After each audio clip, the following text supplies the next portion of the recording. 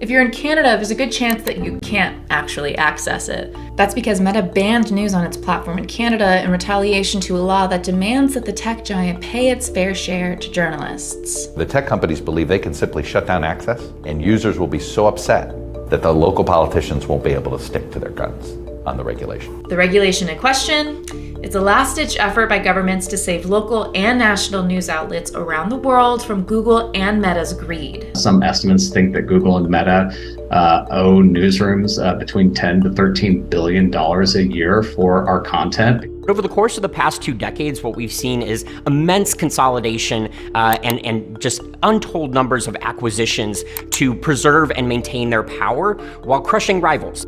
And as Meta and Google siphon away billions in ad revenue, newspapers across the US are collapsing. Our newspaper was all local. That's all gone now, and it's kind of sad. Right now, success or failure is 100% in the hands of those that control distribution. And news organizations do not control their own distribution. The tech companies do. In this video, we're going to take a look at how exactly these tech giants were able to gain unfettered control over our news and how ongoing court battles might just save the future of journalism and our democracy. The amount of responses we received when we told the community we were closing was phenomenal. Oh, please say it's not so. I mean, it was a source of information for this area. And now it's gone. This is Steve Blackwell. He was the publisher of the Greer Citizen, a South Carolina family-owned newspaper that was in business for 106 years until now. We had to close the operation July the 31st. Decline in revenue was the main cause. In our peak, we had car dealers running full-page ads every week. Your grocery stores were running display ads. Your department stores, your retail stores, Lowe's, those were running half-page ads every week. This past year, most were 1, maybe 2 inserts a year. And that would have been maybe at Thanksgiving, for Black Friday, and at Christmas. It just makes it impossible to maintain an operation. The Greer Citizen was integral to this town. Probably one of the most important things for local newspapers is to be the watchdog of local governments. And when there are no reporters here, they're going to go and just do what they want to do. And although their loss is tragic, it's one of the countless stories of newsrooms shuttering all across the country. In 2023, an average of 2.5 newspapers closed every week. Over 500 journalists were laid off in January of this year alone. Today, more than half of the country has just one local news outlet or no news outlet at all. The market for local journalism in practically every medium has been in a version or a state of collapse. And that's because the information environment that we are working in is dominated by monopolies that have essentially gained control over journalism itself. Just look at ad revenue, the primary way newspapers stay in business. In 2005, newspaper revenue from advertising in the United States was around $50 billion. But by 2022, that number had plummeted down to $9.8 billion. All of this revenue didn't just evaporate out of thin air. Newspapers didn't suddenly forget how to sustain their business model.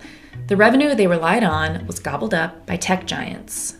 Since 2017, Google's ad revenue increased from, say $20 billion to $260 billion today. But print ad revenue is declining by $3 billion over that same period of time. That is an enormous amount of money for newsrooms, and it is pennies to the amount of money that Google and Facebook are receiving annually through their explosive growth in digital ad revenue. So how did Google and Meta control all of this revenue? The truth is, it's less about technological innovation and more about corporate consolidation. So starting in 2003, Google starts making all sorts of interesting acquisitions. The biggest and most notable of those acquisitions around the mid-2000s, 2006, 2007, was its acquisition of an ad exchange called DoubleClick. And what an ad exchange is the technology that connects publishers, like newspapers and websites, with advertisers, the small businesses, the advertisers and firms who want to place ads on those websites. So DoubleClick is really the fundamental exchange for how the digital advertising economy works. When Google acquired DoubleClick, it essentially bought the supply chain of digital advertising, creating a monopoly.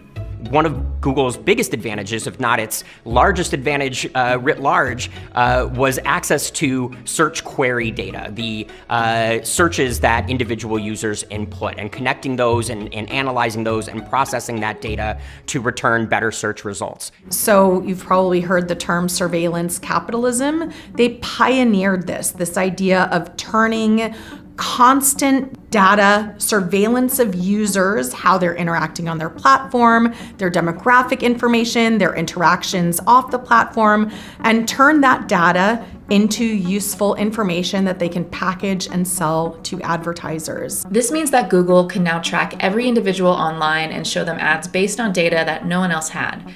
Because of DoubleClick's market position and its own search data, Google now had a god's eye view into what every publishing company, every advertiser, and every user did. As a result, most of the ad spending flowed their way. At every point, they're siphoning off revenue. What used to be this direct relationship between advertisers and publishers. You know, Meta took a really similar approach to its obtaining monopoly power, and it also did this through a series of acquisitions. When Instagram popped up and became a serious competitor to Meta in the social media space, what did it do? It acquired Instagram. And so now Instagram and Facebook are owned by the same company, Meta. When WhatsApp came along and started becoming a major threat to Meta's social media dominance, it acquired WhatsApp. So Meta, like Google, like Apple, like Microsoft, all of these big tech companies have really obtained a lot of their market power through what are called serial acquisitions. But Meta didn't just build a monopoly over social media. They also colluded with Google in the digital ad business. Meta actually created a tool around 2017 to allow publishers to bid outside of Google's ad exchange. And Google intervened and said, hey, don't do that. That's going to take traffic away from our ad exchange. How about we give you preferential treatment through our ad exchange? We'll give you user data that nobody else is getting. We'll give you bid speeds and bids that nobody else is getting. And Meta, agreed. Meta essentially stopped their innovative way to allow publishers and journalists to circumvent Google's ad exchange, and now have this really cozy relationship with Google that is, exacerbating a lot of the harms that we talk about. After decades of acquisitions and collusion that handed both Google and Meta a monopoly over the news ecosystem, governments across the world have put policies in place to rein in their power and resuscitate newsrooms. Australia really led the way with a novel scheme that allowed for newsrooms to come together and jointly bargain for some of that ad revenue that had been siphoned away by Google and Facebook and other, large media platforms. That's been a tremendous tool for returning revenue to newsrooms, and it's been profoundly successful in Australia. You see an explosion of new newsrooms in Australia. You see journalists being hired at much higher rates. So we're hoping to see that happen in America too. I wish the story ended there, but the thing about monopoly power is when companies have too much of it, they can use it to sabotage any attempts to rein them in. In Australia and Canada, we saw Facebook censor news, but they went overboard, and according to a Wall Street Journal investigation in Australia, was a specific tactic, a negotiating tactic to go overboard. They ended up censoring government websites, informational website for NGOs, etc., not just news. Now, this fight to rein in tech giants and restore revenue to newsrooms has reached the US. In April, Google cut off access to some California news sites as a show of force against a state bill that would require tech giants to pay publishers for distributing news content. AB 886, also known as the California Journalism Preservation Act, would require Google and Meta to pay news publishers for scraping our journalism and then pay that money back to local newsrooms. And those publishers in turn have to spend at least 70% of those funds on payroll. So on a very macro scale, we're talking about big tech bringing money back to the news industry in the form of wage subsidy. Well, that's what the bill was supposed to do. As the legislative session came to a close, a backroom deal was made between Google and California officials after the tech giant lobbied hard to water it down. Overnight, the California Journalism Preservation Act transformed into a deal that gives journalists much less, while also promising millions of dollars to AI initiatives that could harm journalists even further. The collapse of the CJPA is really a story about Google's political power. Google and Facebook have been able to hold lawmakers hostage to prevent the adoption of really common sense regulation that can start to remedy this problem. Ultimately, I don't know if Meta and Google are going to change their ways unless government makes them, unless they're viewed as monopolies, unless they're viewed as sort of having monopolistic practices. In August of 2024, a federal judge ruled that Google is a monopoly. This is one of the most titanic antitrust cases in the history of the United States, certainly the biggest one in the tech industry since the Department of Justice prosecuted Microsoft for being a monopoly more than 20 years ago. It maintains a monopoly on search. It controls 90% of the consumer market for search engines. And this isn't the DOJ's only case against Google. In January 2023, the Justice Department, along with 8 states, filed a separate civil antitrust suit against Google for monopolizing multiple digital ad tech products. The jury trial could force Google to sell its ad manager suite and more broadly set a precedent for how big tech can operate in the ad revenue space.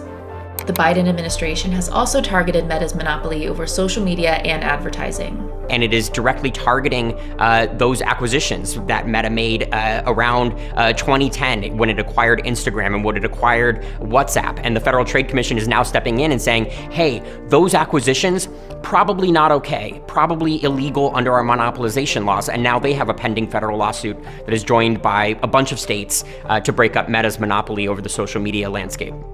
If the courts agree with the DOJ and FTC's determination that Google and Meta are illegal monopolies, then the next step is to decide how to break them up and invite competition into the market.